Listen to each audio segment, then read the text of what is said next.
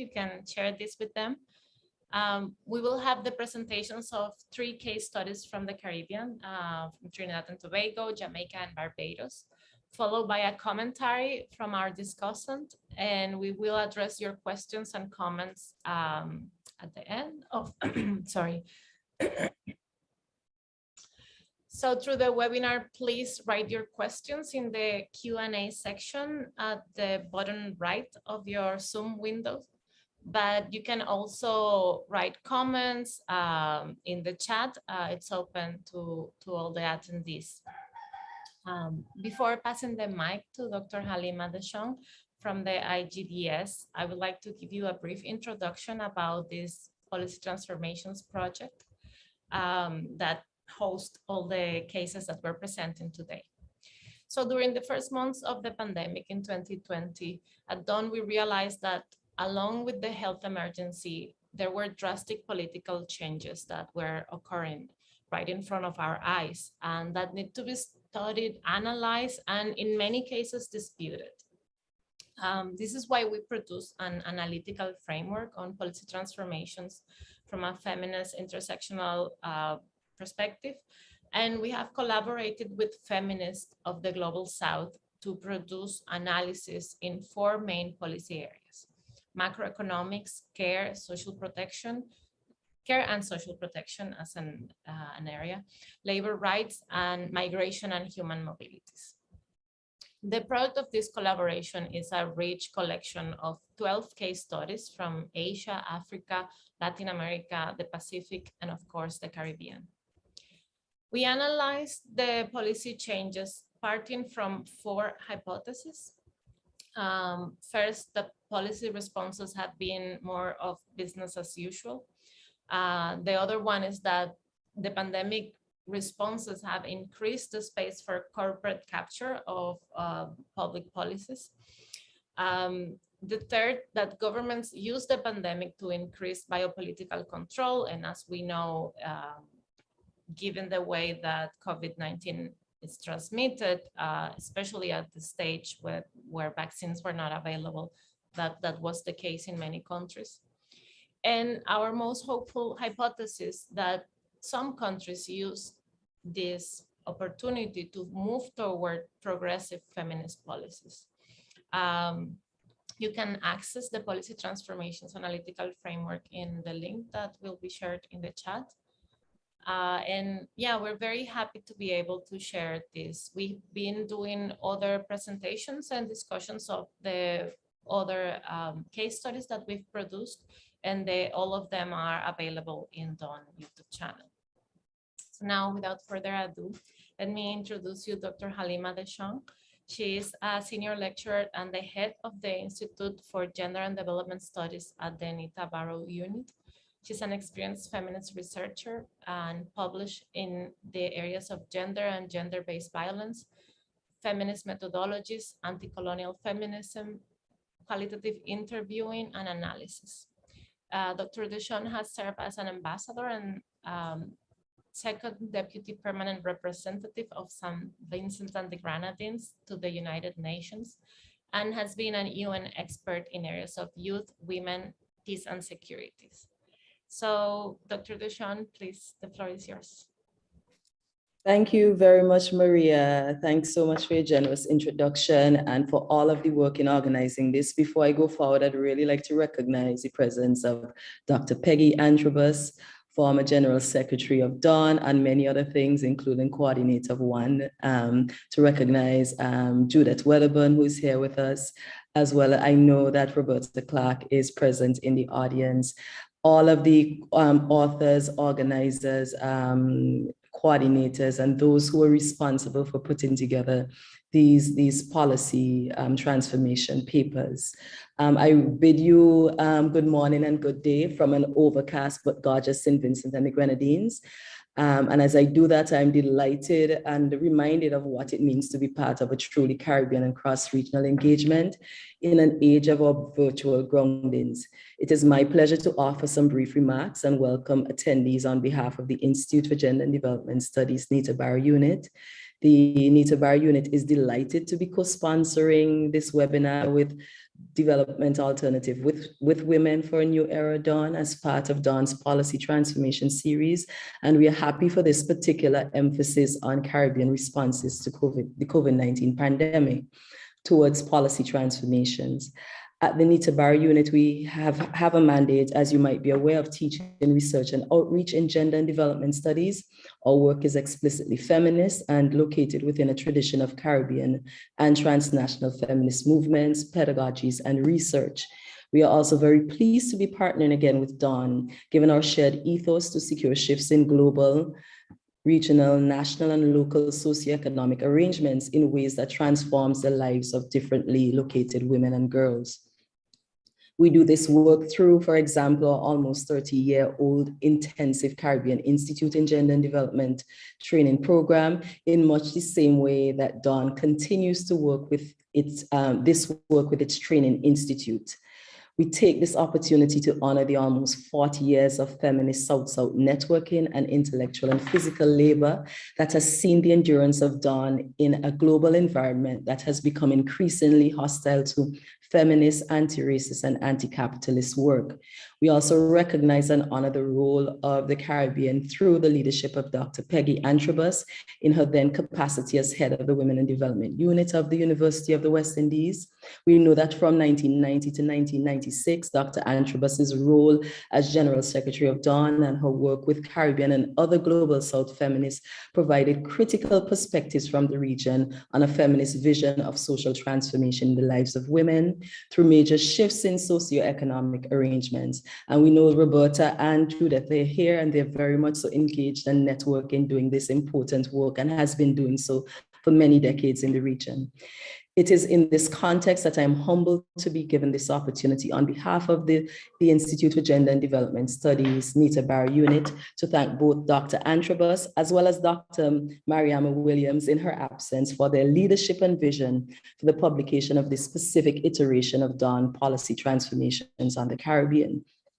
We know that Dr. Antrobus, Dr. Mariama Williams, I should say, our region remains indebted to her for her intellectual and activist leadership in the areas of feminist and heterodox economics, as well as for her call that we take a more critical feminist approach to climate action and climate financing, and how these intersect with the many various other crises and challenges that the region continues to navigate.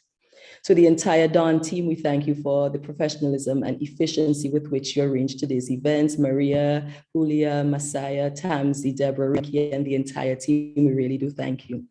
While our presenters will focus on Barbados, Jamaica, and Trinidad and Tobago, we are keenly aware of just how, for us in the Caribbean, the global health crisis further compounded ongoing climate, environmental, and economic threats in ways that continue to be unevenly felt by women made most vulnerable in our region. For example, in St. Vincent and the Grenadines, the convergence of the socioeconomic impact of COVID-19, an intense dengue fever outbreak, explosive volcanic eruptions in April 2021, the passage of Hurricane Elsa in July 2021, and our overall vulnerability to flash flooding within and outside of the hurricane season all intensify harms for persons already navigating socioeconomic precarity. While policy responses to these multiple and intersecting threats have been swift across the region, they have also lacked critical feminist approaches in their planning, delivery, and reach. In particular, the absence of an analysis of the simultaneous operation of gender, class, and sexuality, for example, as categories of power and difference often means that the creation of policies, which lack the scope and reach to effect the kinds of material shifts necessary in the lives of women. The absence of historically and geographically situated feminist analysis in state-level policy and planning also means that the major shifts in the political economy of the region required to secure gender justice and overall social transformation remain elusive. Regional feminist analyses of the operation of gender systems, gender relations, masculinist power, racial and class injustices have exposed just how working class women's paid and unpaid labor continue to be exploited. This analysis has also exposed how central women's unpaid labor and care activities remain in underwriting economies. Regional feminists have also consistently demonstrated how gendered inequalities are maintained in women's overrepresentation in the informal economy, service-oriented jobs in the tourism industry and in retail, as domestic workers, in our engagement with unpaid domestic work and care activities, and in various manifestations of gendered violence. A consistent critique of state-led COVID-19 mitigation measures in the region and globally is the absence of gender-responsive action informed by critical feminist analysis. So this means the Barbados, Jamaica, and Trinidad and Tobago case studies presented here today provide important empirical analyses of just how Caribbean states navigated and continue to respond to the deepening socioeconomic challenges of the pandemic. More importantly, they amplify the need for more robust and entrenched state-level action which centers Caribbean and transnational feminist approaches to political economy transformation. And we really would like to thank our authors, Aisha Constable, who focused on Jamaica, Daniel Bob and Leanne Worrell focused on Barbados, and Dr. Karen A.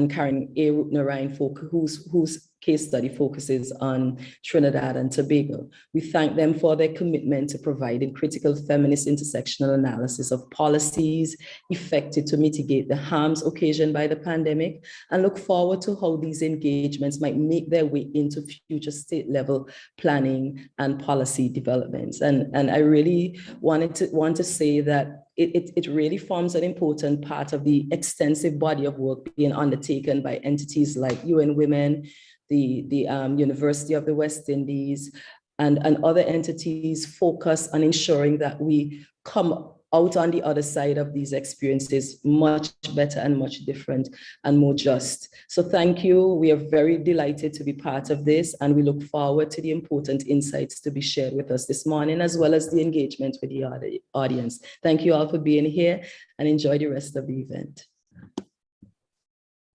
Thank you so much, Halima. This has been a very good overview of what's the situation in the Caribbean as a whole, but also highlighting the importance of what issues the cases that we're presenting today addressed. So I'm going to now introduce Karen Rupnarayan. She's an economist at the Central Bank of Trinidad and Tobago, and she holds a PhD in economics from the University of Nottingham. She produced this research on Trinidad and Tobago together with Crystal Reason, who's a feminist attorney of law and gender and development studies, gender and development specialist, also from Trinidad and Tobago. Karen, please go ahead.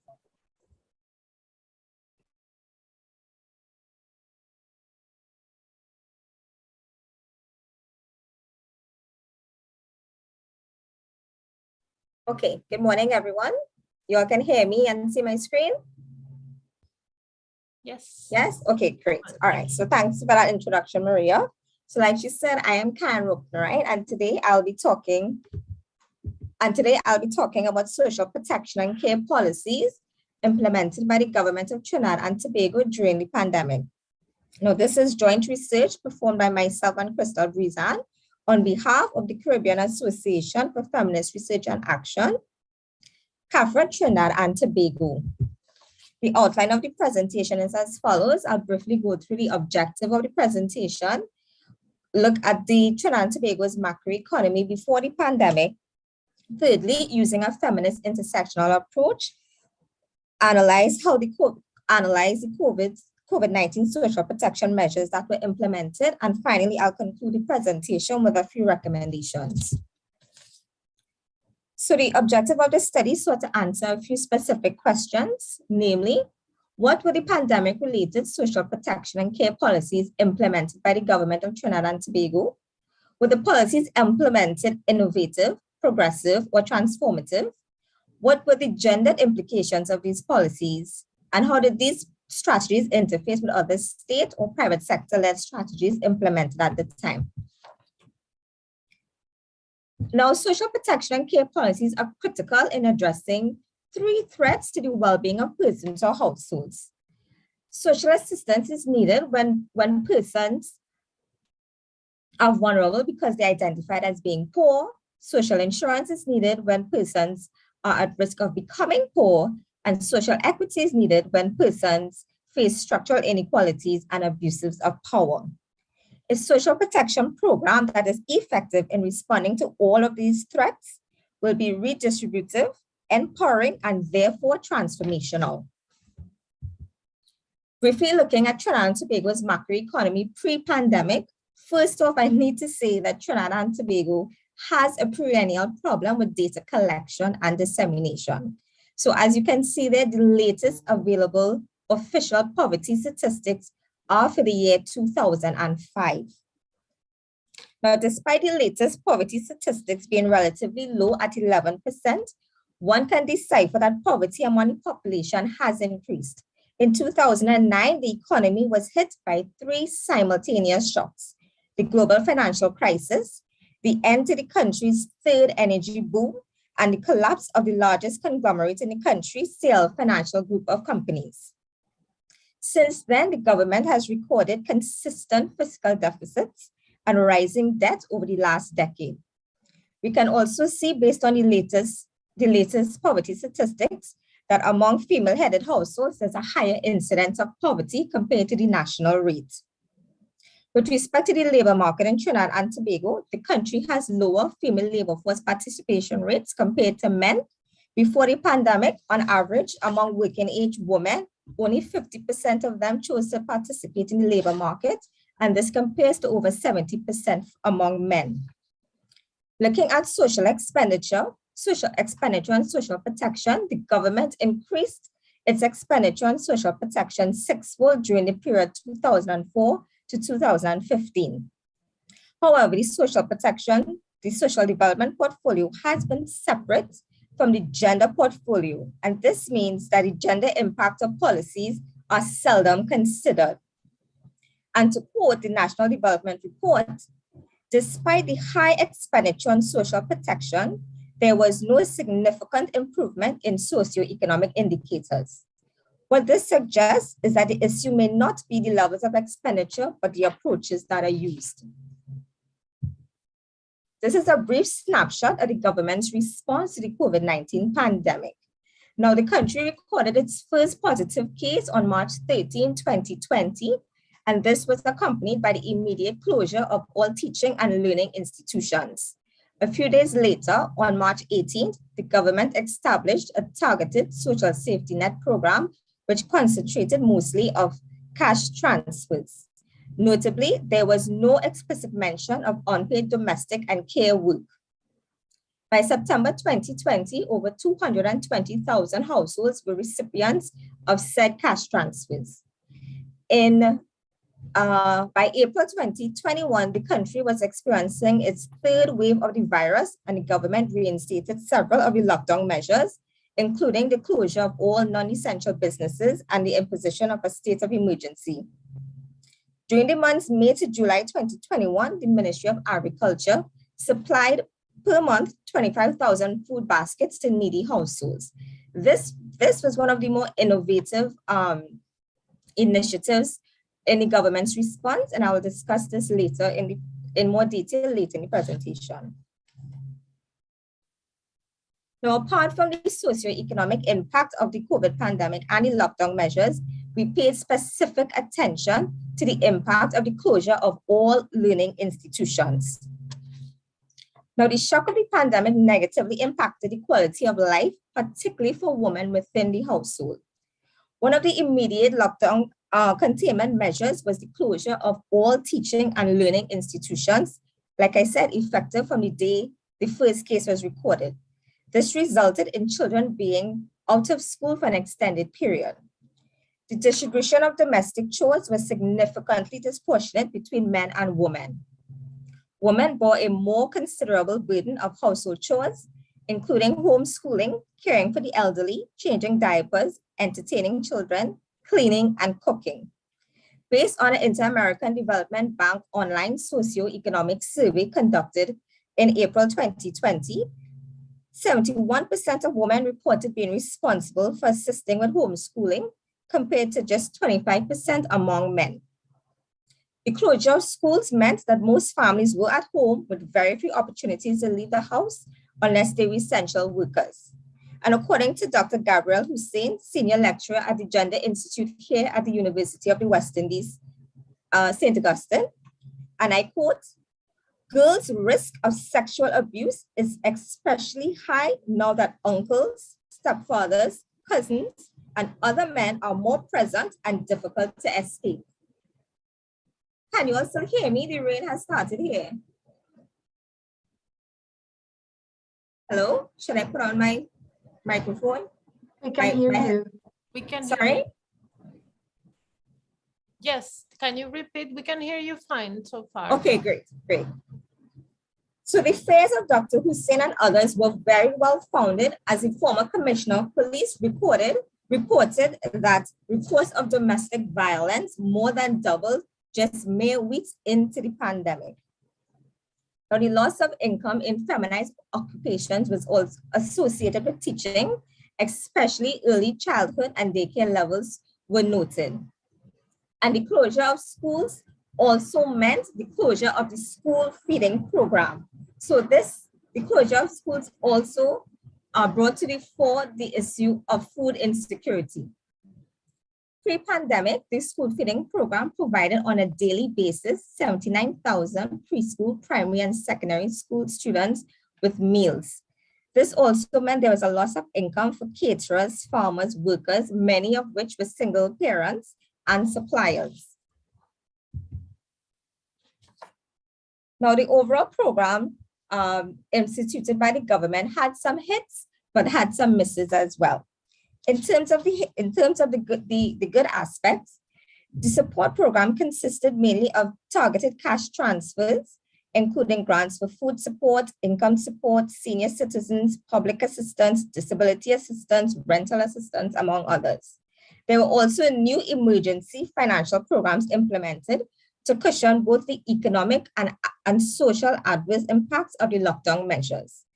For example, the salary relief grant issued by the Ministry of Finance based on national insurance registrations, so formal employment, and the Ministry of Social Development issued income support grants, rental assistance grants, etc., for those persons who were not formally registered with the NIS scheme. Now, the most innovative part of the COVID relief program, social protection program, was the initiative by the Ministry of Agriculture, where local farmers were paid to provide 25,000 food baskets per month to be distributed to needy households. The need for food security was one of the most important lessons Trinidad and Tobago learned from the pandemic. This initiative allowed farmers and other related workers, including women farmers and producers, to earn an income, and for low-income families to have access to nutritious food. In many ways, the support program was a continuation of the pre-COVID-19 approaches, which focus on cash transfers as opposed to strengthen social security systems and enhance social services to address the causal factors contributing to the economic and social inequality in the country.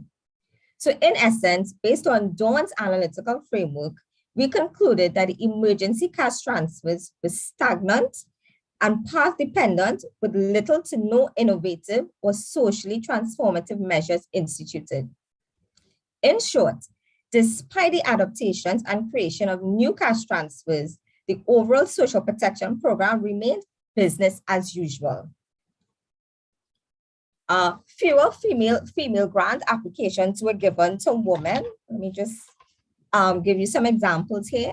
So by September 2020, the Ministry of Social Development had received 56,000 applications.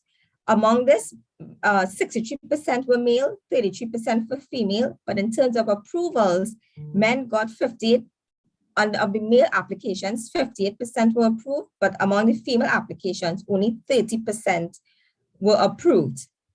Some of the reasons were given based on Carbon 2021 was that among the female applicants, no payments were in the NIS. They were domestic workers. They were informal workers. In terms of the rental grants, some of the contracts, the rental agreements were informal, and some of the landlords didn't want to comply with the government's paperwork for the woman to be able to apply for the rental assistance. Another lesson brought to the fore through the pandemic was the absence of direct links between communities and the poor and the state social development support systems, and the reliance of using the NIS as a tool for identifying the vulnerable persons in society. Currently, Trinidad and Tobago's NIS excludes self-employed, informal sector workers, own-account workers, and migrants. So when trying to target where these cash transfers needed to go, the government, because it focused on the NIS system, missed out on large parts of the country of persons and households and communities who are vulnerable. Again, for a myriad of reasons. The NIS system lacks coverage of certain groups, particularly informal workers. What was also recognized was financial exclusion is an issue in Trinidad and Tobago, and we have a relatively high proportion of unbanked workers, and corruption among employers, meaning employers took the deductions for the NIS payments from their workers, but did not actually make the payments to the NIS system. However, to fill this gap, the government relied heavily on religious organizations to help with identifying at the community level vulnerable persons and households. So to conclude, social protection measures applied in response to the COVID-19 focus on social assistance with little to no efforts focused on care services. For the most part, these new cash transfers were funded via increased public debt and development grants, and there was little innovation in the delivery of care and social protection that could have led to a positive transformation of the macroeconomy. School closures and distance learning and increased reliance on unpaid care labor overloaded women and girls and pushed women out of the labor market. In the post-COVID environment, there's a significant risk that the expulsion of women workers from the labor market becomes further normalized. And in terms of some recommendations, I need to say these are the recommendations put forward by CAFRA TNT, who we did this, Crystal and I did this work for. So in looking at the way forward, these suggestions are fourfold: looking at data, unpaid care, national insurance scheme, and delivery. As I said, we need a comprehensive gender disaggregated data to fully assess hours spent on unpaid care and up-to-date poverty statistics, etc. In terms of unpaid care, for an economic and sustainable recovery, we will require to address the care economy to reduce the burden of unpaid care work, which falls disproportionately on women. Measures to challenge and transform the existing sexual division of labor must be prioritized. In terms of the national insurance scheme, there is need to expand its coverage to cover self-employed persons, entrepreneurs, domestic paid workers, unpaid workers, a sizable portion of which are women. And finally, the delivery. The overarching aim of social protection and care programs should be to improve the social and gender-based inequities and inequalities and address the underlying social challenges that negatively affect people's lives and affect their ability to be fully participating citizens in society. On a practical level, with specific reference to the care economy, CAFRA recommends that the government should actively engage in dismantling patriarchal gender norms by amplifying the message of share the care. The idea that men should participate equally in the care of their children, in addition to providing economic support, should be promoted through gender-sensitive parenting programs, gender studies programs in schools, and public education programs. And to end, failure to make these necessary transformational changes in the delivery of the country's social security and social protection services will undermine the nation's long-term socio-economic goals, including that of social justice and gender equality. Thanks for listening. Thank you so much, Karen. I think this has been a great empirical research, as Halima mentioned at the beginning, showing how, while cash transfers continue to be important and has supported vulnerable people on the ground, they are not enough. The level of the challenges that we are seeing now, it's not enough. And they have not been gender responsive whatsoever. On the one hand, because there is not enough data produced to make this happen. On the other hand, I think there's also the need for a political perspective that wants to move forward towards more feminist policies. And I wanted to mention that recently UN Women published their own research, a global research of government responses. And only 7% of all of the measures provided by governments around the world supported unpaid care work. At a moment where governments in their narrative were saying how much they were recognizing the burden of care work. And to that effect, domestic work as well. And I think it's a very good transition to move to the presentation of Aisha Constable, who did her research on domestic workers in Jamaica. Aisha is a feminist activist and scholar. She has published on issues related to gender and climate change, and is also interested in agriculture and climate adaptation. Her recent academic research has examined feminist activism with the application of an intersectional lens to examine the role of young women and girls in climate action in the Caribbean. Aisha, you're welcome to take the floor. Thank you. Thank you. Good morning, everyone, and thank you for the kind introduction, Maria. I also want to say, Karen, that was very ably delivered, and certainly a lot of excellent information for us to absorb, and for me to see how best I can then present the Jamaica case as scholarly. So I'm very happy to have had the opportunity to be a part of this team. It has been a wonderful learning experience, and I look forward to the opportunities to continue to learn and to collaborate with the team here. I'm hoping that someone will, okay. All right, so as mentioned, my case study looks at the situation of domestic workers in Jamaica. I'll start by saying that the work looked primarily at the so we work primarily at the unique circumstances surrounding domestic workers in Jamaica. Going into the work, I realized that it was not so unique, and certainly the precarity of domestic work in Jamaica is something unfortunately universal. And so there are a lot of possible learnings to be taken from other parts of the world and the experiences of domestic workers in other parts of the world. So I'll start by just mentioning some brief stats about Jamaica, mention briefly the methodology that was used, look at the COVID situation and in Jamaica, the impacts on domestic workers, the responses by the government, the implications of those policy responses by the government, and some findings or some takeaways from the analysis of this work. Can you go to the other slide, please? Okay, sorry. All right, so we go back. So the methodology, it was largely qualitative.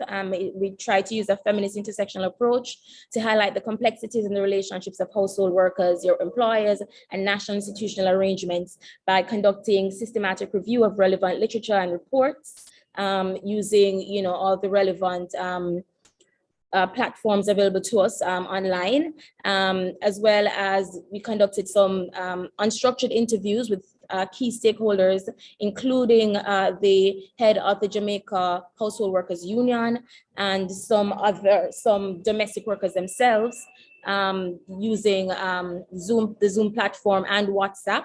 And we had 2 focus group discussions with domestic workers. We also conducted surveys with employers of domestic workers.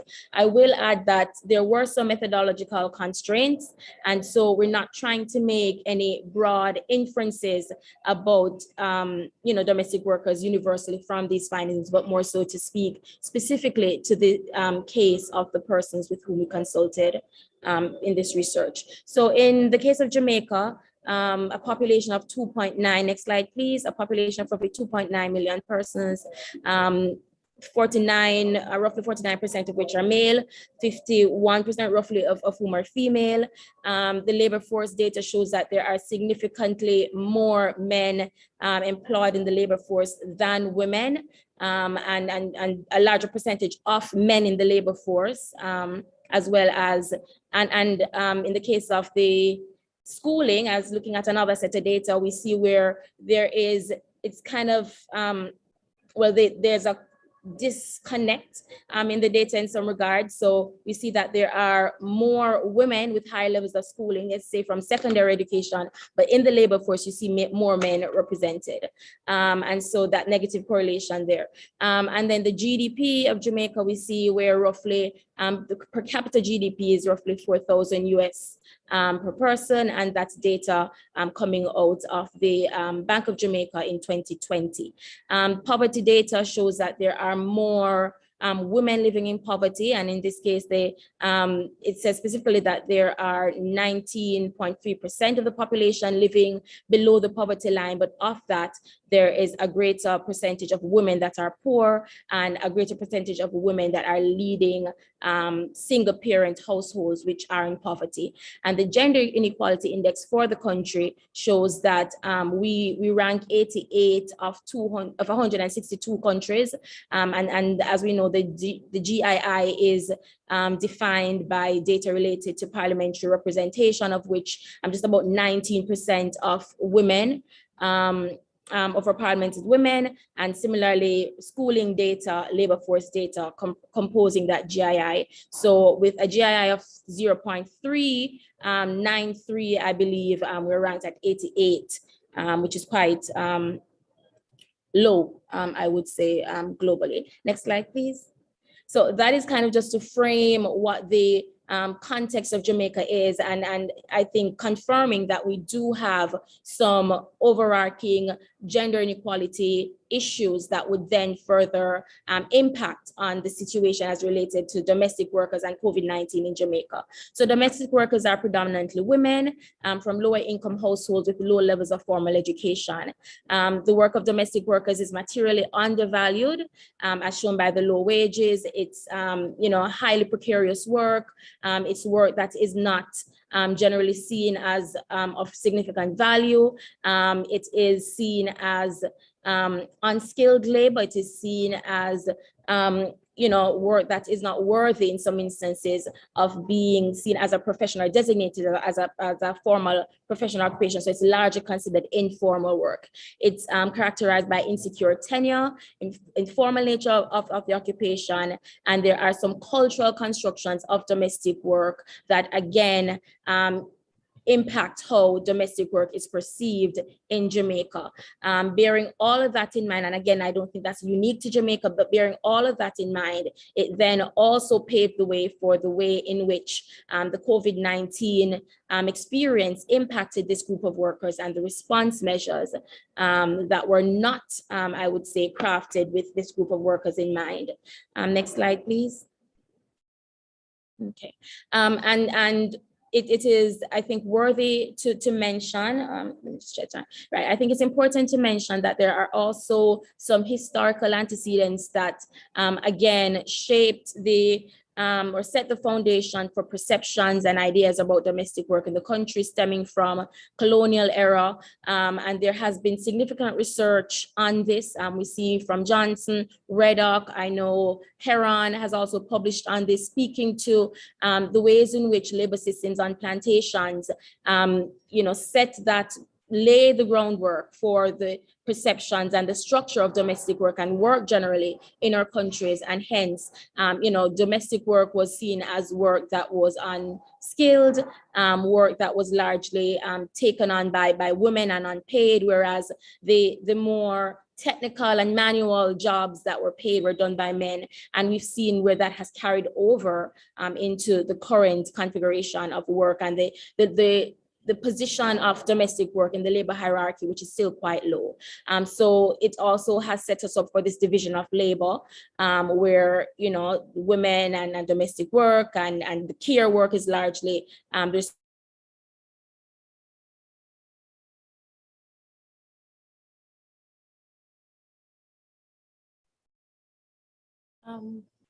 Is it me or I think we lost Aisha? Yeah. I can't hear either. Yeah, we can't hear.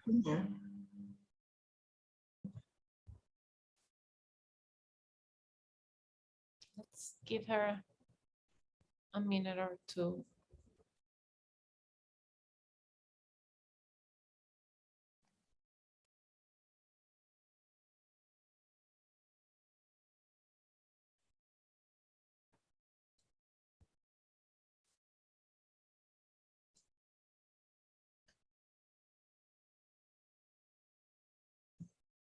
I'm gonna try contact her on the phone to make sure she's able to join us back.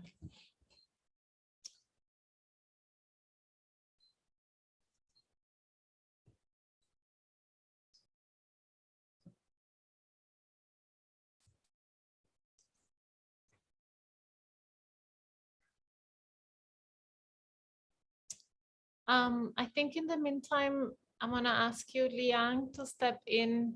Perhaps we can come back to the presentation of Aisha after Barbados. That's fine for me. I'm ready. Okay, just give me a minute to check if we've been able to contact her. Sure, no problem. Asking my colleague Yalani.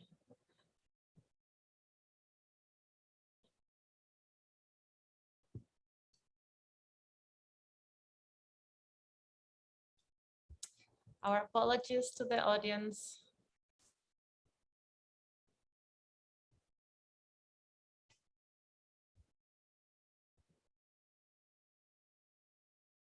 I think we've been able to reach out to her. Just give us another minute.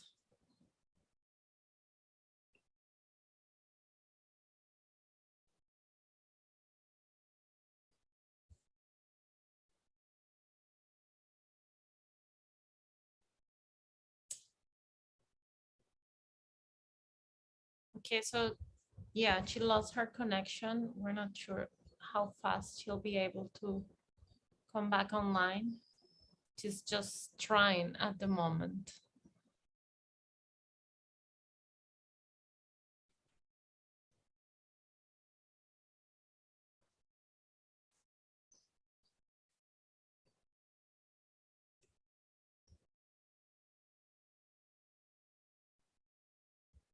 Mm.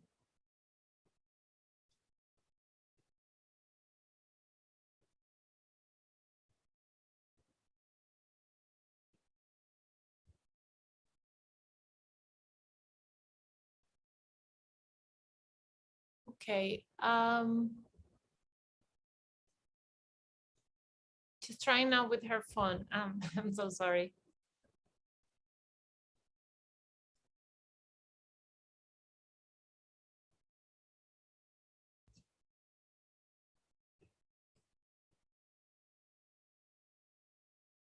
Oh, she's here. Julia, could you come back and put the presentation?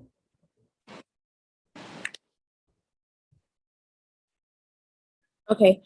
All right. Thank you. Can you just confirm that you're able to hear me, Maria? Yes, we can hear you perfectly. Okay, great. Hopefully this will hold for a while. I'm trying to use my cell phone.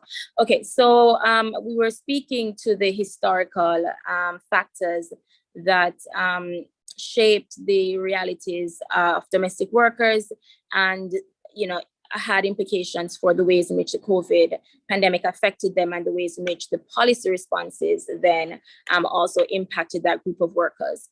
Okay, so we established that there's some historical factors at play that have led to the perceptions and the precariousness of domestic work in Jamaica. Next slide, please. Okay. Okay, in the case of the law, or in relation to the law on domestic workers in Jamaica are in fact covered by national laws and are qualified for all benefits. So, all the labor laws, the Minimum Wage Act, the Redundancy and Termination Act, the Holiday Act, these all apply to domestic workers. However, there is limited support and structural and institutional support to make these laws work for domestic workers. So they're there on paper, but they don't necessarily benefit domestic workers in the way that they should. And that again is due to the fact that it's seen as, informal work. It's seen as, the workplace is seen as a space where government is out of bounds or out of bounds to government agents. So there's no enforcement in that space. And Walker in 2003 said the law in general has proved incapable of improving the wage situation for domestic workers because of several underlying conceptions about domestic work. Okay, next slide, please. All right, so across the board in Jamaica, we saw economic loss. We saw impacts on certain sectors, particularly tourism and agriculture. We saw reduced remittances for the entire country because of the impacts on persons, in the diaspora who would have been supporting persons at home. And we saw an increased incidences of gender-based violence. And that was based on reports that we got coming out of the Jamaica Constabulary Force and other entities that were reporting on this. And there's also a statement that says women are more vulnerable to COVID-19 related economic effects because of existing gender inequalities. And in the case of Jamaica, again, and in the case of domestic workers, that was found to be true. Next slide, please. Generally, I believe as well, the data shows that more women lost jobs than did men. And in the case of Jamaica, domestic workers, gardeners are also considered domestic workers. And I remember Shirley Price, head of the Jamaica Household Workers Union, saying that whereas domestic workers who work inside homes were sent home, gardeners were retained.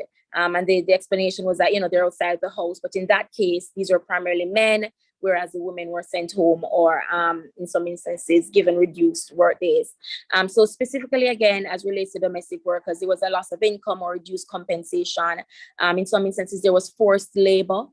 There were extended work hours. There was isolation reported by some domestic workers because employers insisted that, especially for living, so there were differences in the ways live-in workers and live-out workers experience the pandemic. So live-in workers may have experienced, forced labor. They were working more. There were more persons at home because of work from home policies and closure of schools. So there was this additional workload that they were taking on.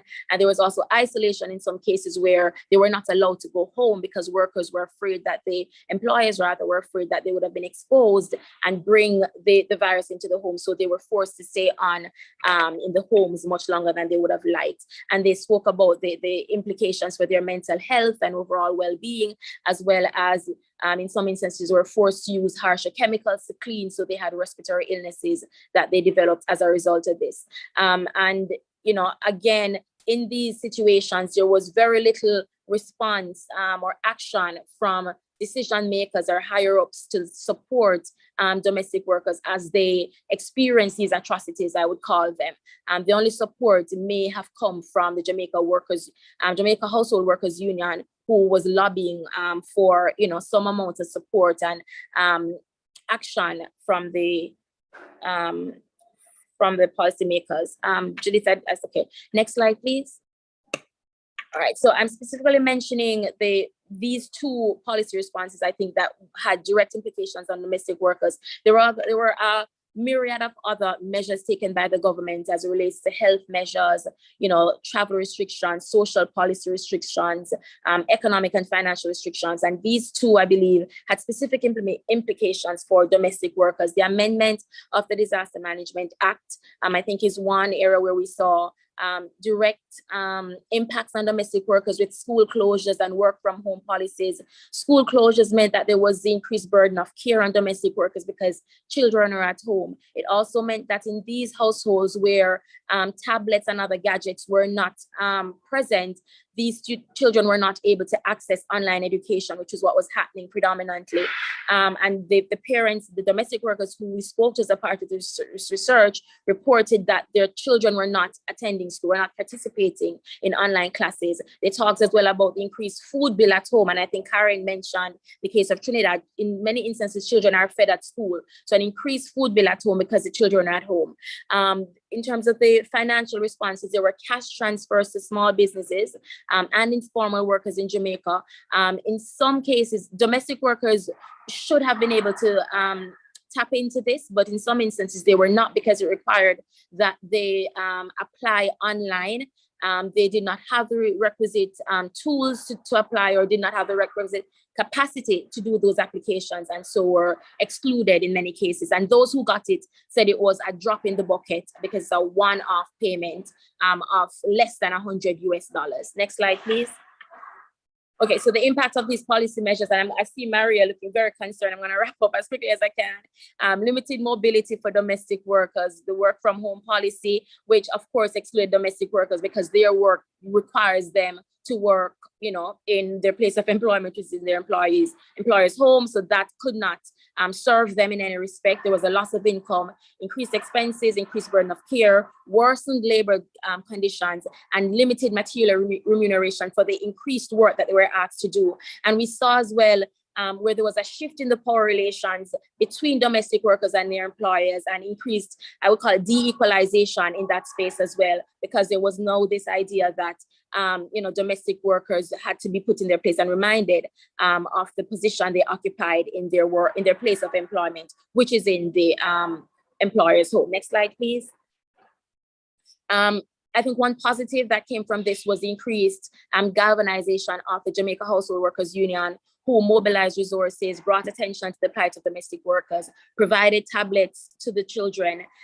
So civil society, in this regard, mobilized and lobbied and got resources together to support domestic workers. They also brought increased attention to the need for ratification of ILO Convention 190, and Jamaica Household Workers Union as well got support through a funding agency to develop and implement a project that is geared towards developing, promoting education around domestic workers' rights and responsibilities by engaging high-level decision makers and the employers of these domestic workers. Next slide, please. Okay, so primarily I'll say that the results show that domestic workers were negatively affected by the pandemic through loss of income, increased workloads, and loss of jobs. The impacts were exacerbated by existing legislative and social security gaps that heightened domestic workers' vulnerability, and the policy measures imposed by government did not ease the impacts on domestic workers, but in some cases worsened them, as they were unable to access the financial relief, had limited movement due to restrictions, and had an increased burden of care.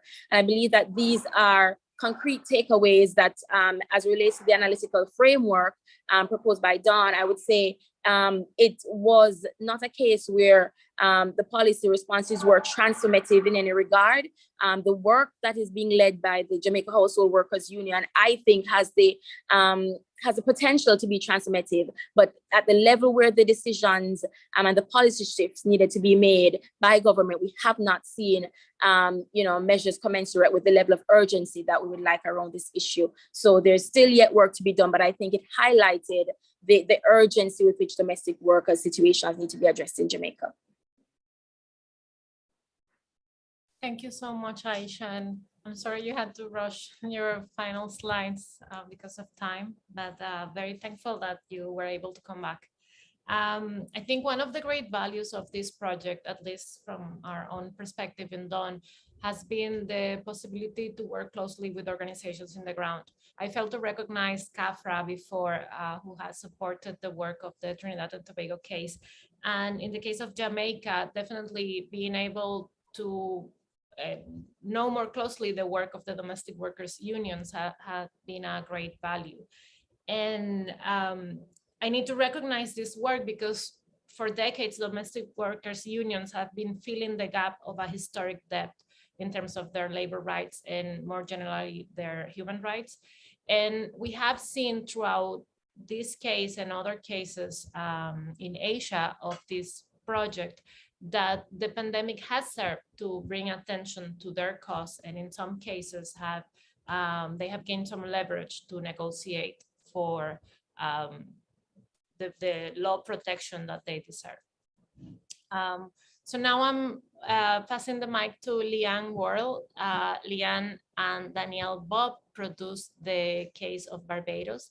Leanne is the project coordinator at the Institute for Gender and Development Studies, the Nita Barrow unit, and she holds a master's in Women's and Gender Studies at Carleton University in Ottawa, and one in social policy from the Beijing Normal University in China. Leanne, please go ahead. Thank you so much, Maria, and good day to everyone who has joined us today. Thank you for being here, and also echoing my thanks to Dawn on behalf of Daniil and I for allowing us to do this really important work. And also a big thank you to Peggy for including us and just being a guiding light and steady hand throughout this process. So if we can have the presentation up, please.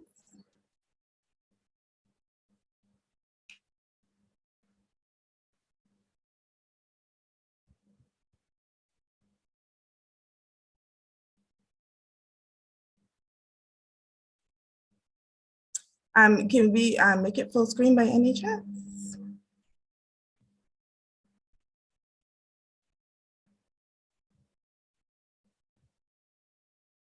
Perfect. All right, so you can go ahead to the next slide. So today, for our brief conversation, what I'd like to do is give a brief overview of our case study, and then segment the rest of our time together in what we had. This is a mistake, I changed it, sorry. What we had before the pandemic, the price of the pandemic, and how the state responded in terms of social care and protection. So we were, and this is Daniil and I again, were guided by the question which asks, what provisions did the government make in social programs between the initial IMF negotiations and the pandemic? So we paid particular attention to Barbados's debt restructuring process since the onset of the COVID-19 pandemic. And we zoned in on two key policy responses that were taken in a post or during the pandemic moment. And this is the Adopt Our Families program and the decision to increase the minimum wage. In alignment with Dawn's analytical framework, we hypothesized that Barbados's social protection response is path dependent and potentially transformative, with avenues for gender and socially just policies in the future. We adopted an intersectional feminist lens in order to capture the multiple relations of power at the macro and micro levels. So this approach allowed us to see the subject as as a material embodied one that is the site of intersection between the socioeconomic and the gendered relations of power. In terms of method, Daniil and I conducted desk research, and we scoured tech reports, news interviews, articles, and we also conducted an interview with a social protection specialist working in the government. Next slide, please. So what we had before COVID came to Barbados. So Barbados is a high-income service economy of mainly tourism.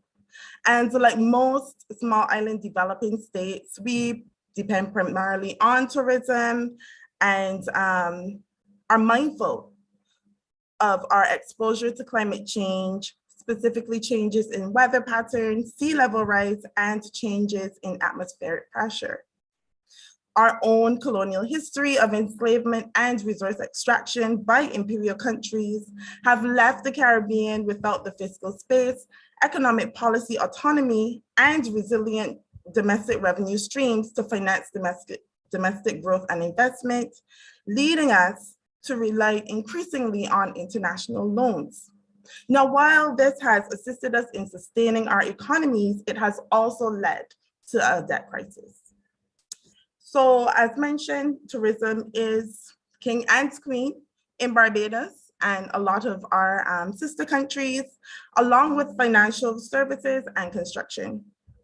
And these were all negatively impacted by the 2009 global financial crisis, culminating in Barbados's 2018 economic recession. And that same year, Barbados entered an IMF program operating under the framework of the Barbados Economic Recovery and Transformation Plan, the BERT plan, which falls under the Extended Fund Facility of the IMF. The BERT program was touted as a homegrown strategy, which aimed to restore macroeconomic stability and place the economy, on a path of strong, sustainable, and inclusive growth, while safeguarding financial and social sectors. Included in BERT was the suspension of payments on debt owed due to external commercial creditors, and a comprehensive domestic and external debt restructuring.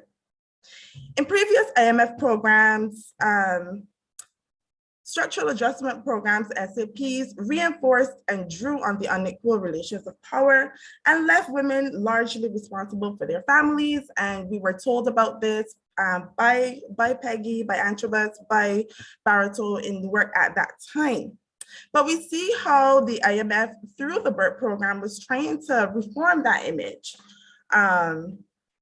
by placing a lot of emphasis on social security and the social safety net in this program.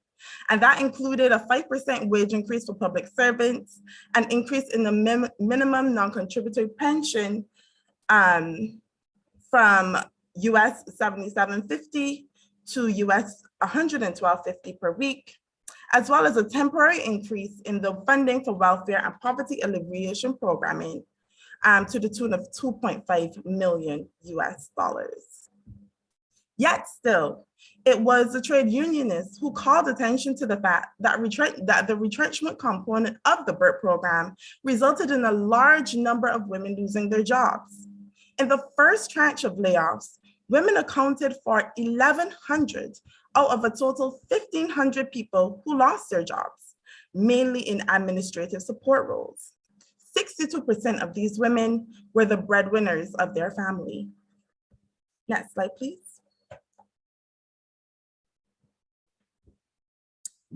So as a result of the pandemic, we had our first case in Barbados, I think, also around March of 2020.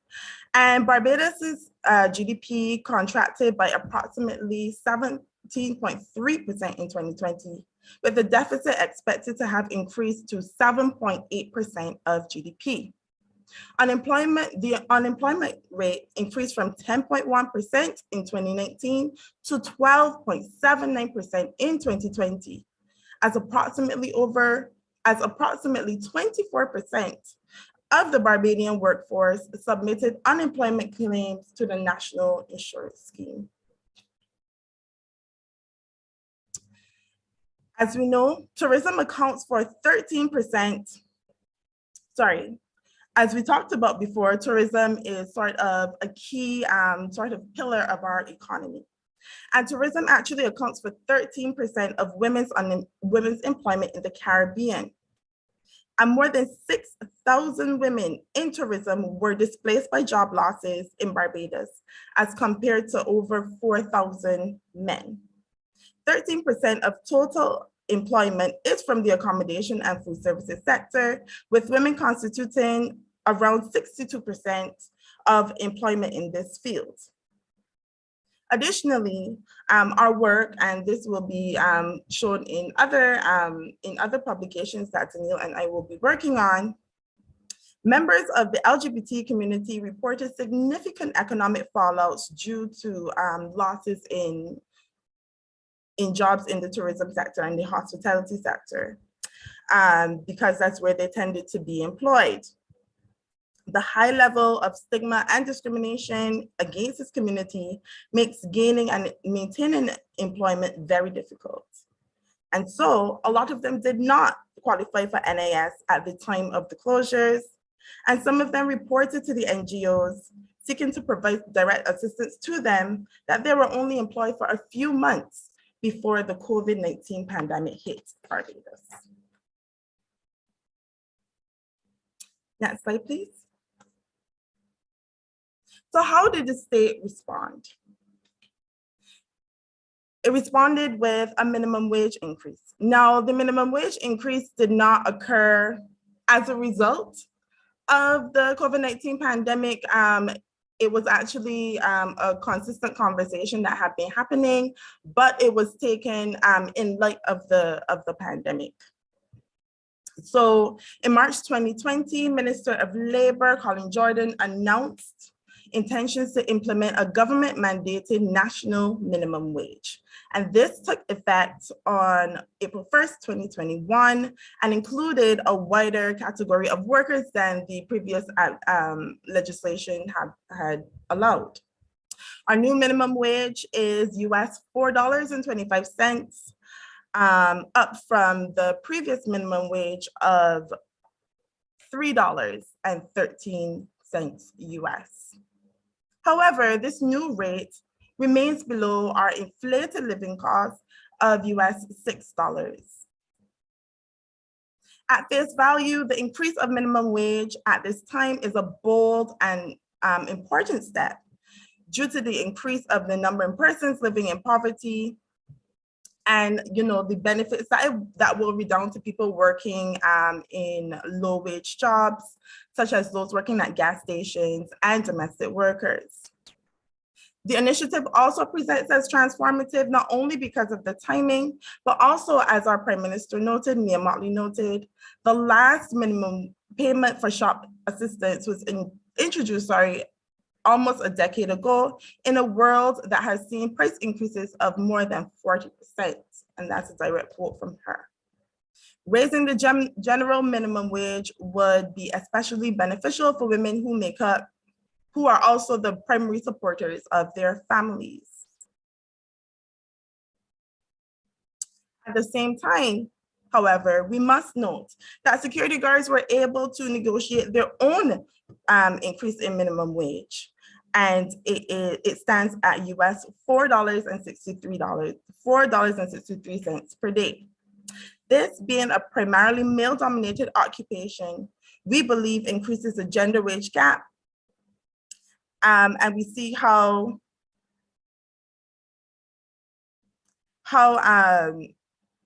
sorry, I just looked down at the chat. How men working in security services earn 7% more than women. Another shortfall of this minimum wage increase is that it does not state the number of hours per week a person must work in a day. Thus permits a loophole for employers, and we have heard in reports how workers have complained that their hours have been reduced since the implementation of the national minimum wage, and also how low-wage workers have been saying that in trying to apply for jobs, they've actually been turned back, and employers citing the national minimum wage as a reason for not hiring. Next slide, please. We go on to our Adopt Our Families initiative. So the Adopt Our Families initiative began in 2020 as a way to support families that were hardest hit by the pandemic and formed part of an ecosystem of social care policies meant to care for the most vulnerable.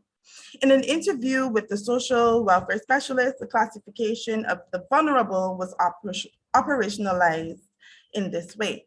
So you had to self-identify as being in need. You could be an existing recipient of welfare, living in a low-income household and a household with no essential workers, so nobody was working, or being in a household with no income at all, with an emphasis placed on those who had non-communicable diseases, babies, elderly within the family, or people living with disability.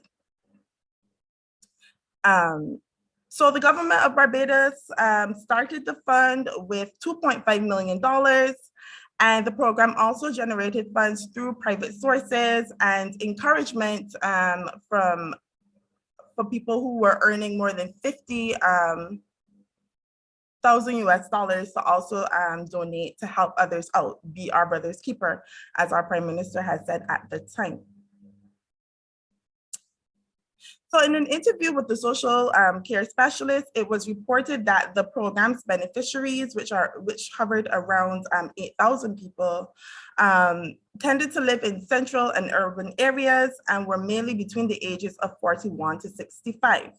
More women than men were the program recipients, and overwhelmingly, these women were heading the households.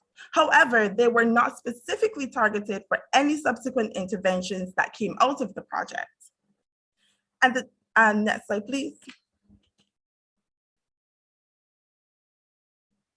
And the state's rhetoric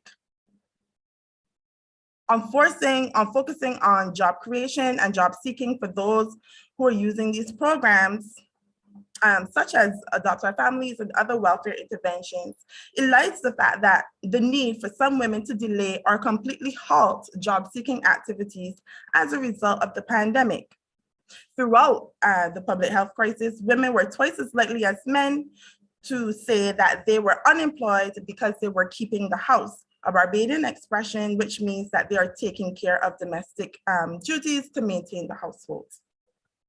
These domestic duties would have expanded during COVID due to longer childminding hours with the advent of online school, and also to note here that some children still are not going to school every day. There's still a large number of children who have yet to get back to a regular school schedule. Last one. So overall, we found that the government's demonstrated commitment to social care and protection supports the hypothesis that there was a willing to move towards progressive, even if not feminist policies, as opposed to just maintaining the status quo.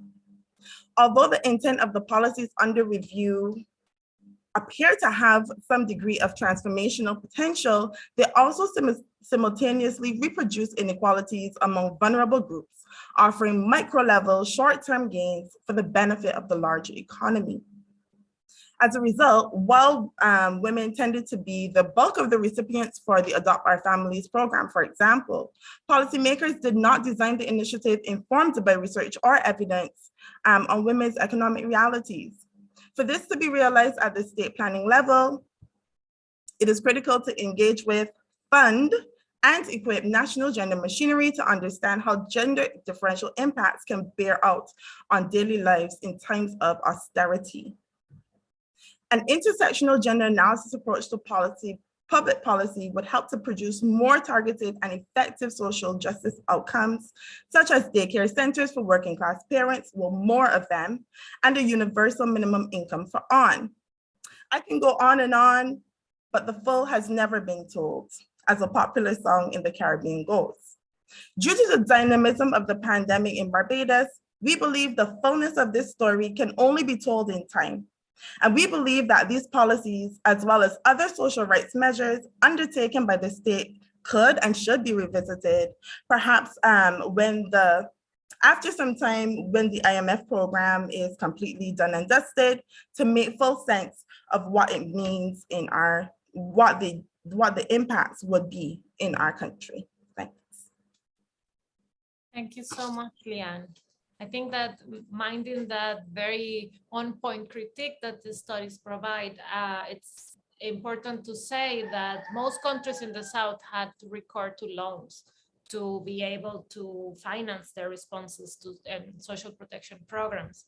And in many of these countries, there were already loans through the World Bank, the IMF, that constrained their ability to invest in social services. So it's very interesting what happened in the case of Barbados. And as you said, we need to continue looking at it.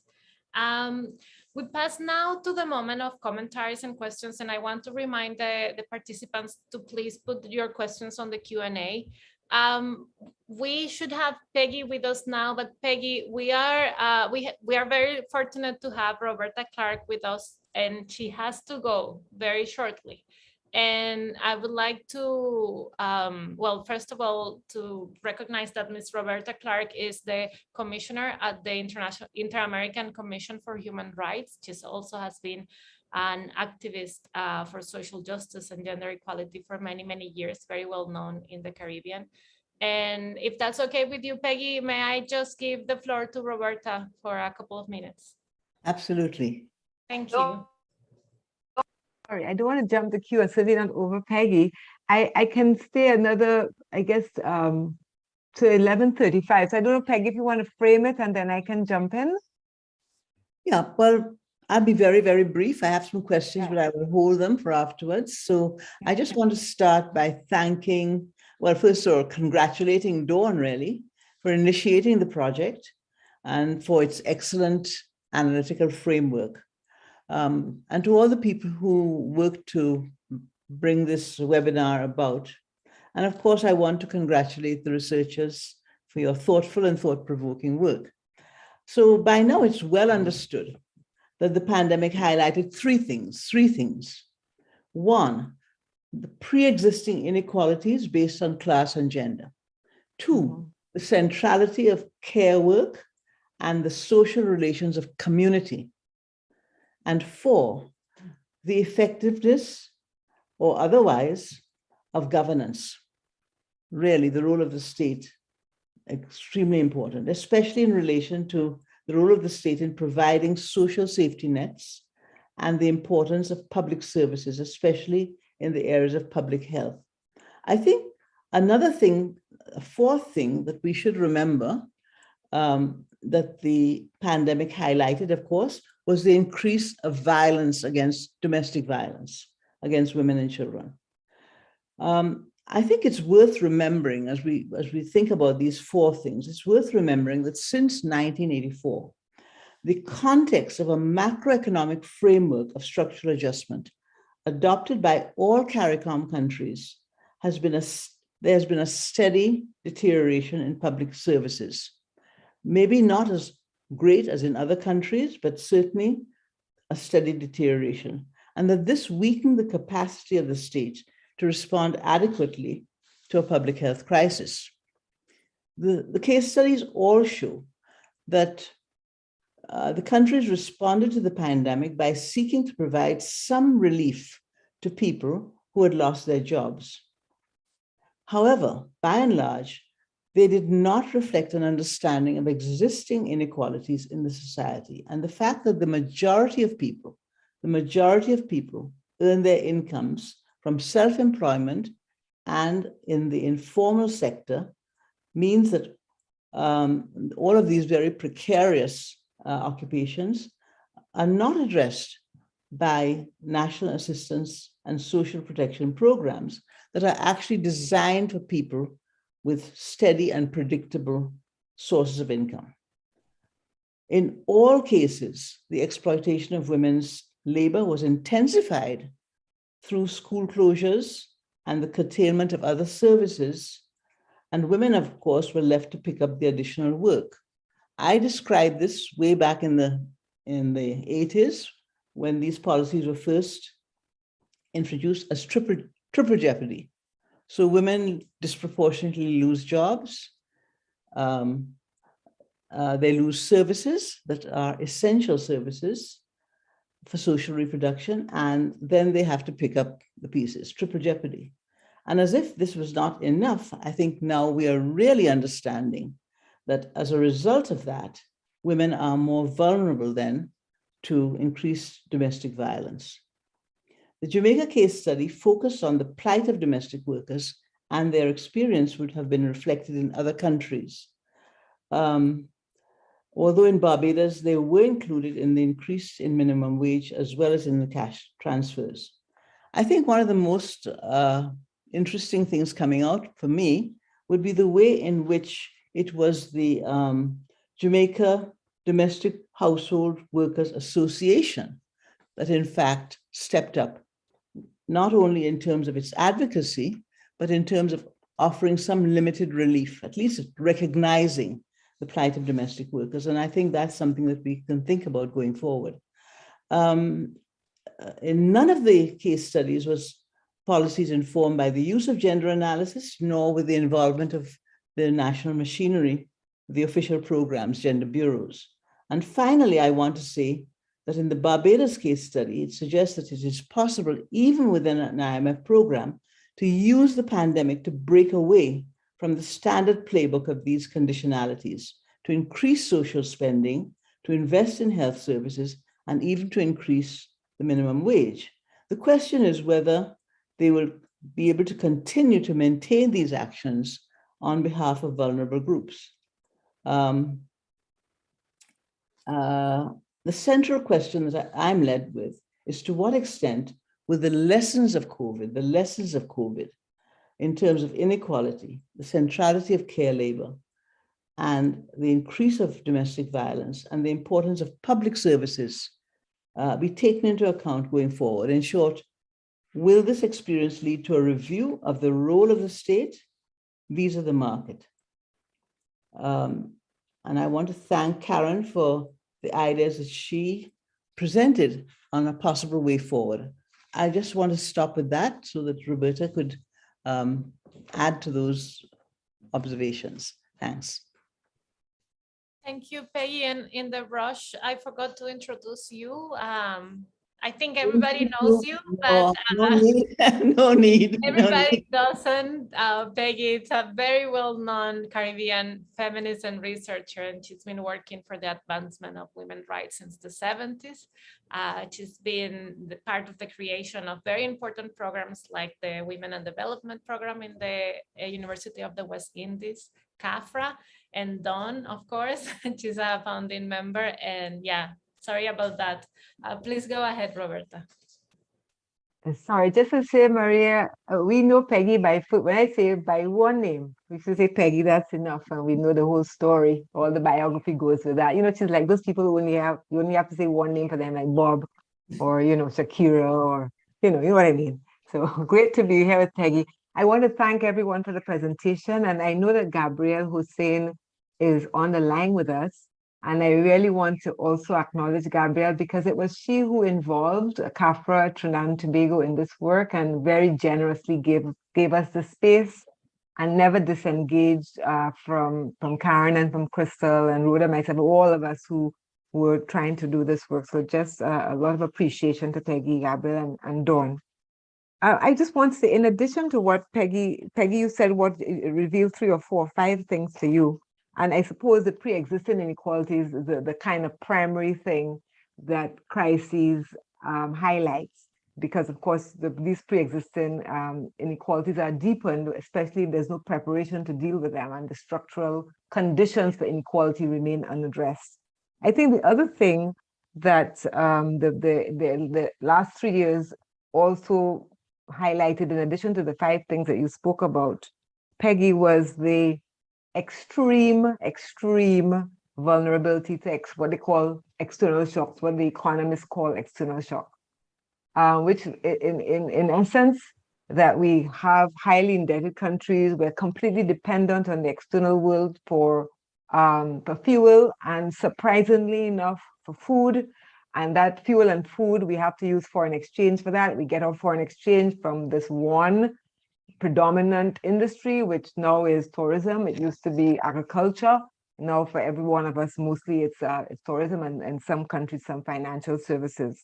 And of course, the tourism can account to up to 50 or 60% of national income. I think in Barbados, the official data suggested 40% of national income came from tourism, which dried up for 2 years. These are countries that are indebted, which also means that they don't actually have reserves, monetary reserves. So just sort of being in government, I became for the very first time very, very sympathetic to those people in government in a different way, in a generosity of spirit, because now they had to think about how they use that limited reserve, no income, to keep to keep societies as stable as they could.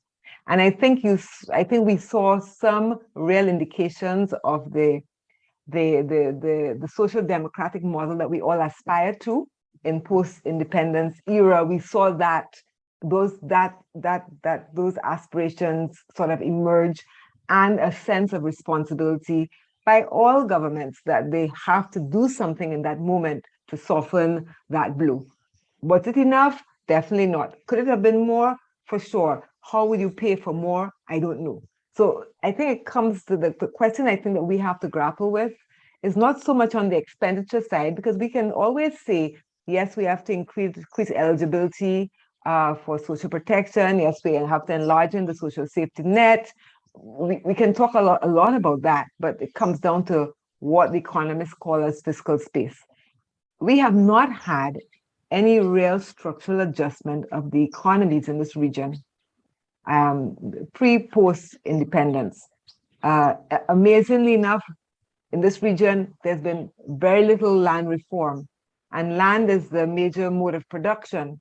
But still, we have large components of land being owned by small percentages of our population in some of our countries. I think it'd be interesting to have a sense of how land is distributed across the region. But you have that primary mode of production. There's been little land reform on that. How do you enable families and communities and countries to produce for themselves? Where is the investment on the production side? And how do you make that investment on production side gender equitable? And I feel like this is the question that we have to really grapple with. Prime Minister Motley speaks a lot about which doesn't necessarily talk about the neoliberal political economy context in the globe, but she certainly speaks about the inequalities, the trade regime inequalities that really, and that's part of neoliberalism, reduce us to consumers. And when we are reduced to consumers, we are using foreign exchange to purchase all of our essential things, food and fuel. 80%, I understand, of the food in Barbados and the food is imported, and fuel, well, most of it is imported. So we are totally externally dependent. How do we come together to think about the kind of economy that could be more self-sustaining, and how do you make that gender equitable? And I feel like this is the conversation that we need to have. I think we understand on the expenditure side what has to be done, but how do we come together? What's our thinking, and how do we invest in ourselves and free ourselves from this role of consumer, which of course the trade regimes are meant to make us consumers and not producers, right? That's the part of the unequal trading regime. So I just want to stop there. I think that is our central challenge. Now, when we challenge neoliberalism, it's on the revenue generation side. And what do we think about that? I think we have to come together to have collective thought. Thank you very much. Thank you, Roberta, so much. Definitely the challenge of the neoliberal macroeconomic environment vis-a-vis inequalities, it's, I guess, the major one. One thing, sorry, I want to say, last thing I wanted to say when I referenced Prime Minister Motley, she talks about concessional financing, that 70% of the world's poor don't live in the poorest countries. They live in all of our countries. But yet the international financial institutions don't provide for concessional financing, low interest rates, long payments. So we are caught in that debt trap. And that's also something I think that women, feminists have to be thinking about and adding our voice to that insistence on macroeconomic equality across countries, across regions. Yeah. Thank you. Sorry about that. I want to say that. It was very much on point with and in relation to what I wanted to highlight, and the interconnectedness of the macroeconomic policies and the fiscal and overall policy space that government have to be able to make transformative policy changes in other aspects like labor and social protection and others. So now we also have with us Ms. Judith Wedderburn, another very well-known Caribbean feminist and advocate for gender and development. She has researched around many issues, including globalization and governance, social reproduction and unpaid work, gender and trade union development, climate change, and others. And Judith has been raising her hand and I'm very happy, Judith, to give you the floor for a couple of minutes to comment on the presentations. You're muted now. You need to unmute. Go ahead.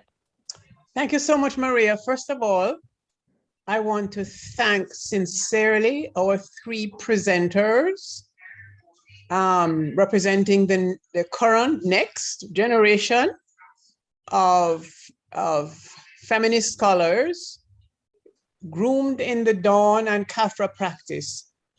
And that gives me great hope. I have been really honored to have talked to Aisha on a couple of occasions. I'm very familiar with her work here, especially with the household workers, because I do my own work with them. So enough thanks and respect. So I would like to pick up fortuitously on something that Roberta had said, and to link what she's saying to where my concern really lies. Acknowledging that the global political economy is the way it is. If you follow the Davos conversations, that appears to be business as usual. So we know that Barbados and Jamaica are not too sure about the TNT's relationship with the IMF. We're both heavily indebted. The research is telling us that the cash transfers in whichever form to whichever sector, not only were they gender responsive, but they're unsustainable at this stage, given the state of our economies. So here is my question. And to say that I don't believe we have done the best that we can, right? So using the Jamaican case, I know that the Jamaica and Leah spoke about the Barbados case. The government has been very careful about not exceeding the fiscal, the surplus, yeah? Making sure that the public sector wage bill does not exceed the 7% agreed. But so now it's being described as doing very well, it's meeting its targets, remaining stable despite COVID-19, and despite all the challenges and the inequalities that so many of our women and men face.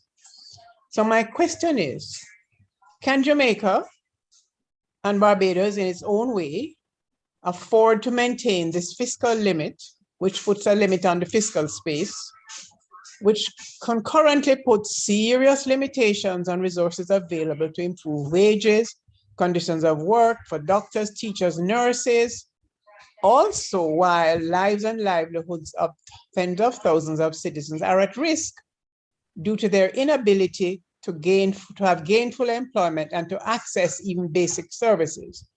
We know about the way the multiple cash transfers take place, mostly not gender responsive, and didn't reach many in the targeted groups. So,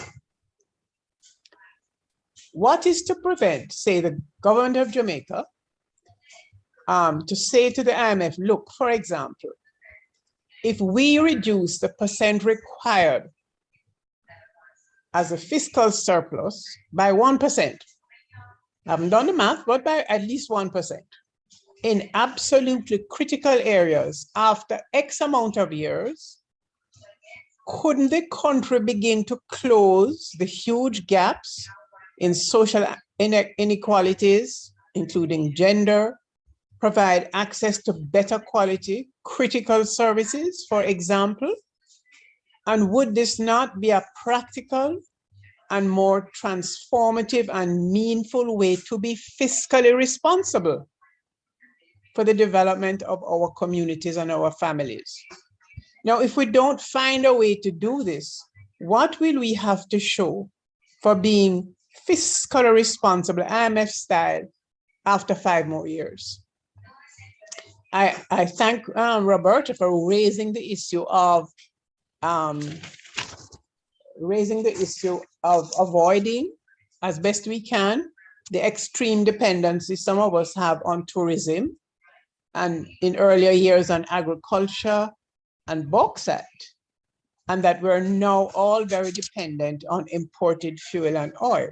So if we know that the global political economy is not going to just give, they don't give up their power, how can we, in each of the relations that we have with the IMF, arrive at a confidence or convince ourselves and them that 5 years later, the country would be better off being fiscally responsible in a way that is also more socially responsible. Otherwise, what will we have to share after 5 more years of the same thing? Business as usual. Thank you. That's my burning passion question. Thank you so much. Back to you, Peggy. Yes, I thought, is Gabby here also? Did she want to say something? Gabby is here, but she's in the list of her attendees. So I don't know if we could bring her over. Can you bring Gabriel Hussein to the list? Gabriel, you should receive like an invitation right there on your Zoom.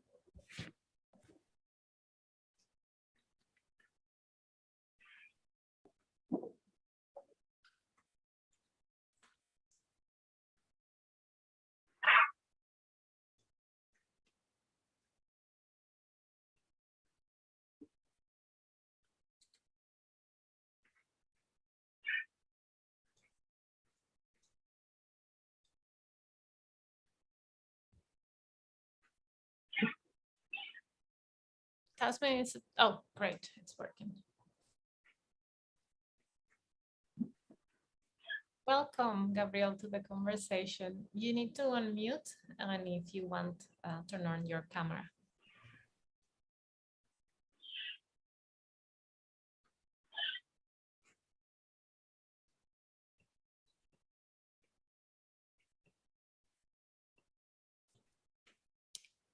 Hi there, everyone. Sorry, can you hear me? I was having trouble unmuting my mic.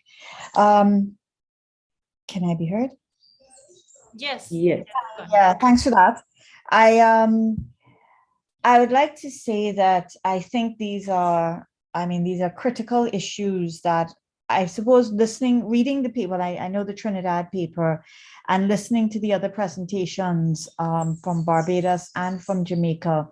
And I suppose I'm thinking with my advocate hat on, which is, when do we make these interventions? You know, I'm hearing you, Judith, and Roberta and Peggy on what some of the interventions are. But for me, I'm thinking, you know, when are the moments for us to make these analyses heard, whether it is about the issues of the informal sector and the way that so many workers are left out?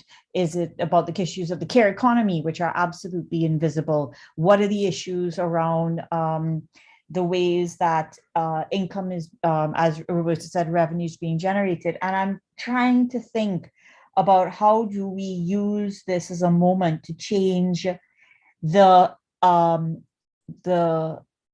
a way, disconnection between social protection responses and not just the macro, you know, the macro governance of the economy, and not just the broader global economy, where, as you pointed out, Judith, there are these issues of interest rates and debt requirements and so on. But how do we intervene in the macro?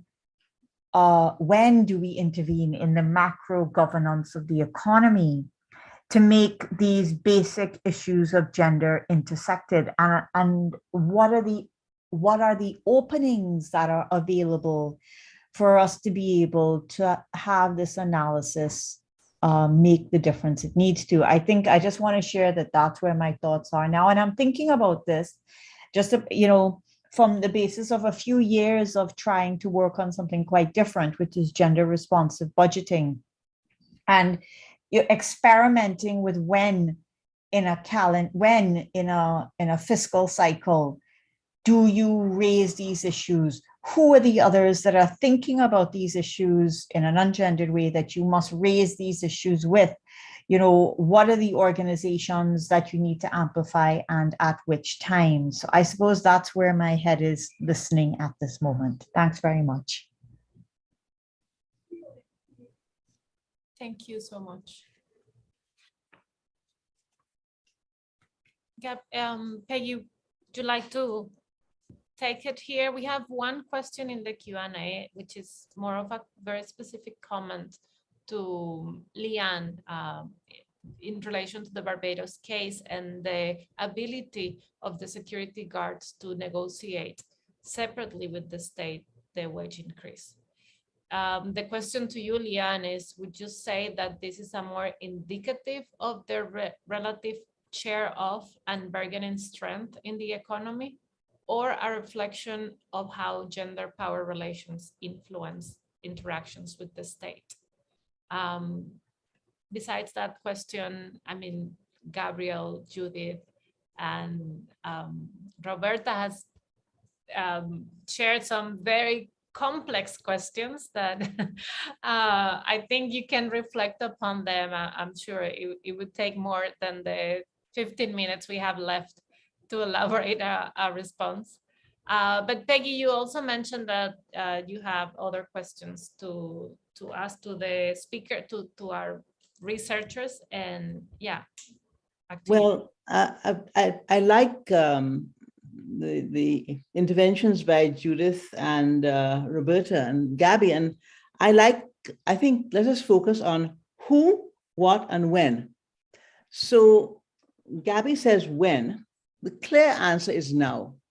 I feel so strongly that if we do not use this opportunity with the economic collapse, with the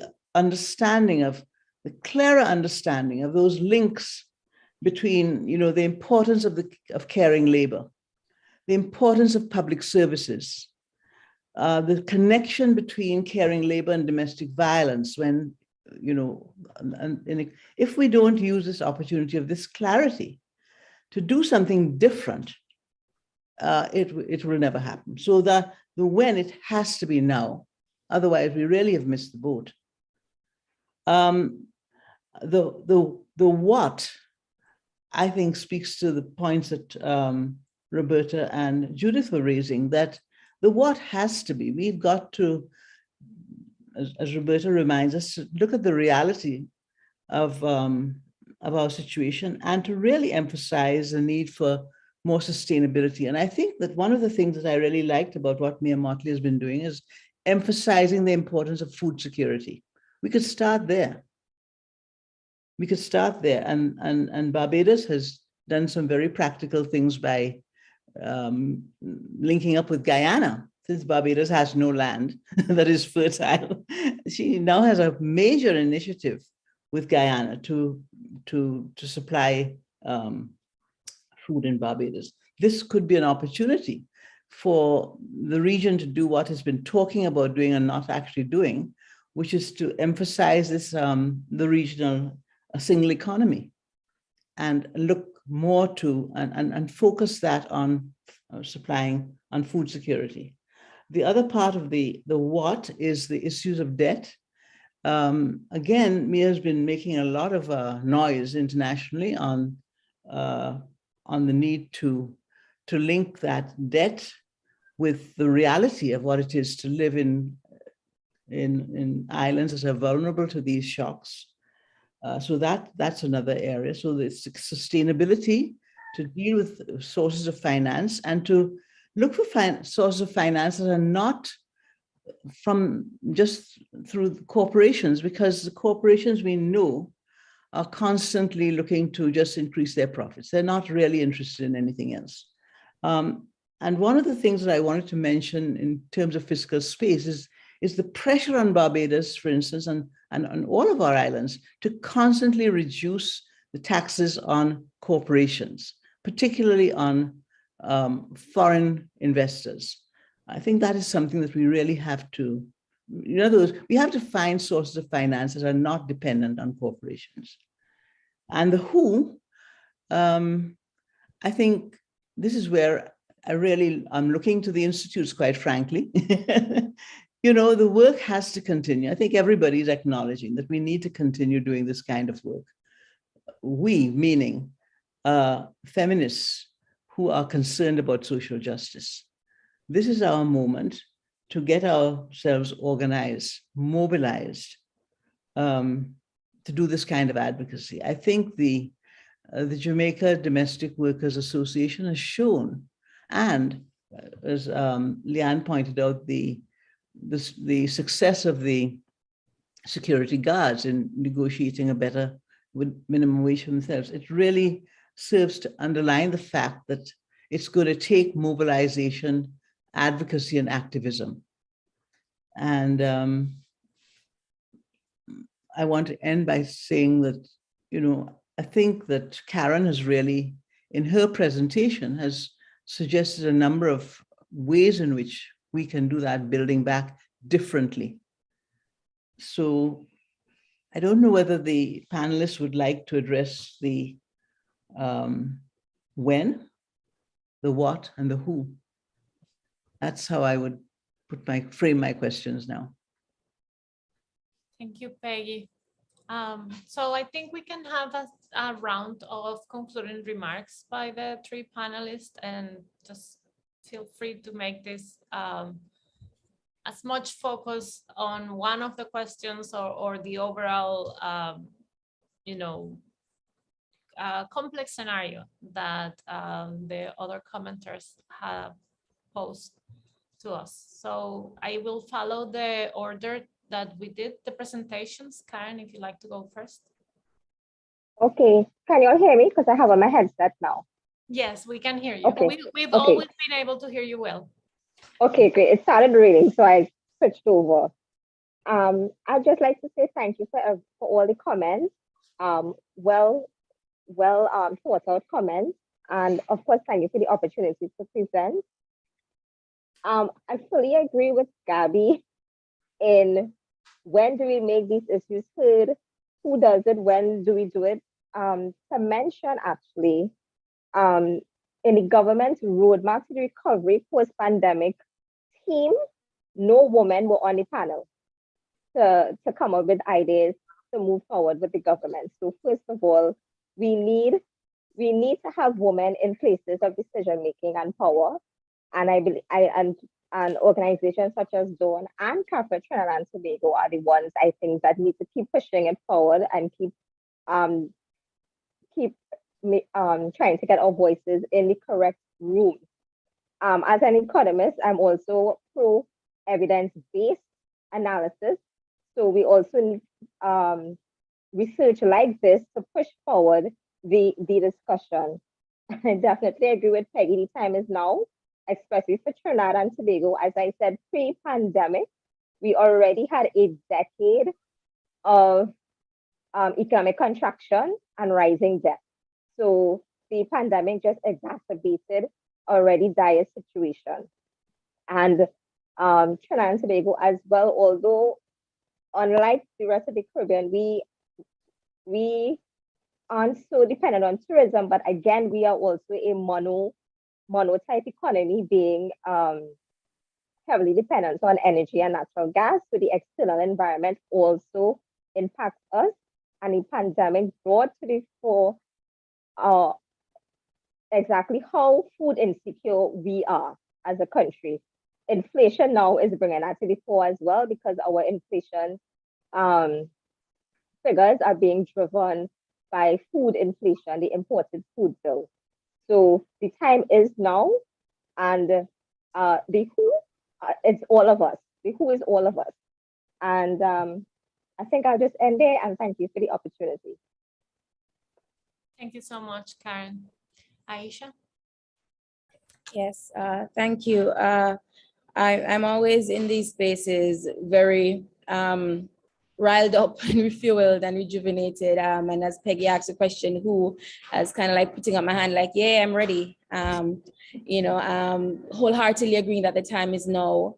Dr. Hussein said she's putting on her advocate hat. I'm always wearing mine. I think I have to pause to put on any other hat, but that one I'm always wearing. And the case of domestic workers in Jamaica was something that was very near and dear to my heart, because, and it's so amazing how the universe works, because upon hearing about domestic workers and their plight in Jamaica, I immediately started calling around and was part of the team that helped the Jamaica Household Workers Union, sorry, there's some work here, to get a grant from Open Societies Foundation. I wrote that project for them to get a grant to do the project that they're now implementing, to bring awareness to the issues and to help formalize the union. And that was before this opportunity came, my way for me to be a part of this process. But that's just to say that, in all of the efforts that we're going to be leading going forward, it requires that level of collaboration between the advocates themselves, between non-state actors, between academics, between those of us who, occupy these spaces and can help to amplify the work that is happening on the ground. I want to reflect a little bit on what Roberta said, because daily I'm scared. Like, I'm genuinely scared about the future of women. As much as I'm hopeful, I'm scared, because we recognize that what we also spoke about in terms of the global political economy, it's fixed, and there's also a genuine commitment by the powers that be to keep it that way and to keep majority countries and women in our places. And if we do not continue to agitate and advocate, then the situation will only worsen. And so, this commitment of mine, of all of us, to continue to be the faces and the voices and take those hits and to be in the trenches is something that I'll continue to be committed to, but I'll look forward to the opportunities to work with all of you to see how best we can, galvanize even more, support each other, and create some real momentum shifts at this level. The future is, like I said, is scary, but I maintain hope, and the hope comes also from being in spaces where I can hear and share with all of you and get re-energized to continue that effort. So thank you very much. Thank you, Aisha. Leanne? Thank you so much. So the questions, particularly those posed by everybody, like you said, I can't answer any of them now. There's just so much to think about, like my mind is spinning. So I need some time, and Peggy, I'll probably call you because I need to sort of dump these out. But I did want to say, in terms of, in response to your question, so yes, the now is really important. Like, this moment is really important. I'm thinking about the fact that it was estimated between April last year and June, so this month, that our cost of living in Barbados raised by 9%. So you will go into the supermarket every month and be surprised by the cost of things. And it's a real concern. People are rationing bills. There's a really rich conversation that happens on radio last week, Sunday, about how people are just living at the edge of precarity, and particularly so how the middle class, just as Antrobus, just as Barto was taught to us about, are being asked to take on particular kinds of burdens, and how women are being sort of tasked with making everything work.